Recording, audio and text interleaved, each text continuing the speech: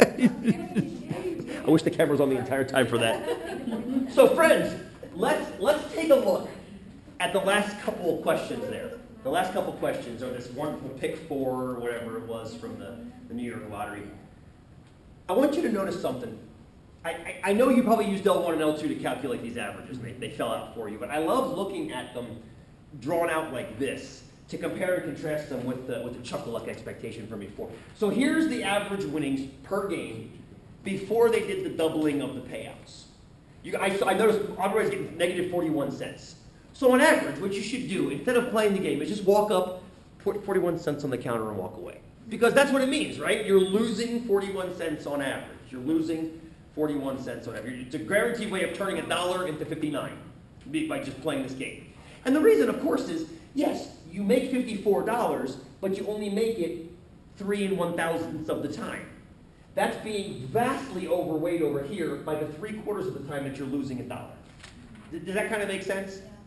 Now, what happened next is they bumped all the payouts up by a factor of 2. Everything's doubled. So instead of paying 55, they're paying 110. Now, please notice the probabilities are not changing at all. You're still losing $1 3/4 of the time. But you're not breaking even. Say that again. There's no zero. Well, there still is this. Oh, I wrote that wrong. Well, it's wrong on this. Oh, no. No, that's right. That's right. That has to be 1. There's no break-even component. Because remember, the reason this was 0 up here, Tabitha, was because if you bet $1, they give you $1 back, basically, which washed it up, but they doubled that payment back to you, which means you're now clearing $1. I see what you're saying. There's no break-even in here, correct. But really, if you think about that, you're only getting 20 cents from that. Because that guy times 21, 0.213, 21 cents. The real business is happening over here. This guy is now meaningful. And then, what did this average come out to be, friends? 18. Right, just about positive 19 cents. So in other words, you could walk up to the counter now, put your hand out, Give me 19 cents. and give me 19 cents. Right. Because that's what that's saying, right? Every time you play, you're going to average 19 cents per game. Every time you play, you're going to average 19 cents per game, which these two guys figured out, as you can read down there below, and they used their advantage. They said, I don't care what we get. Let's just borrow every bit of money we can and buy as many tickets as we can and keep playing. And when we hit, put the money back into buying more tickets. Because every ticket they play, they bet $1, and they're basically earning $1.20. They're turning $1 into $1.20. 20% return, think about that, a 20% return on your investment. That is ludicrous. That is ludicrous. Look how much money they made in 4 days. Did they get in trouble or anything? No, because it's mathematics. It's just like card counting in a casino. It's not illegal. They just don't want you to do it.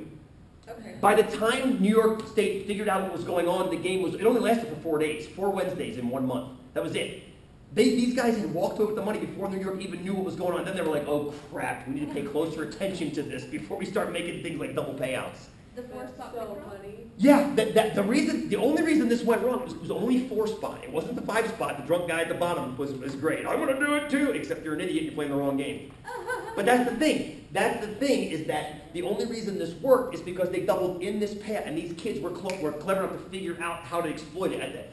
The one thing I have to wonder about is where they got the money from in the beginning. They're college students. They're poor, guaranteed, right? Guaranteed. So I'm guessing they managed to talk. It's kind of like Kevin Spacey in 21. Right. You know, this MIT math professor who wants to just give his kids money to go play and gamble with. Just give me a cut of it when you're done, that kind of a thing. So I just found that so interesting that it goes from a negative, which it should be for a gamble, to a positive. New York actually lost money on these guys. Isn't that amazing? So is that how much they won? Per, yeah. Isn't that amazing? Yeah, isn't that amazing? Because if you can just play, just keep playing. Just keep playing the game, and you're going to average 19 cents per dollar. Cool? That's the big idea. The big idea of these distributions is being able to calculate those averages. That's the big idea. If you can get the average, you got the point. So do you want to go gamble? No, I don't. I want to go see Tesla on Friday, though. I'll tell you all about the gambling I see while I'm there. All right.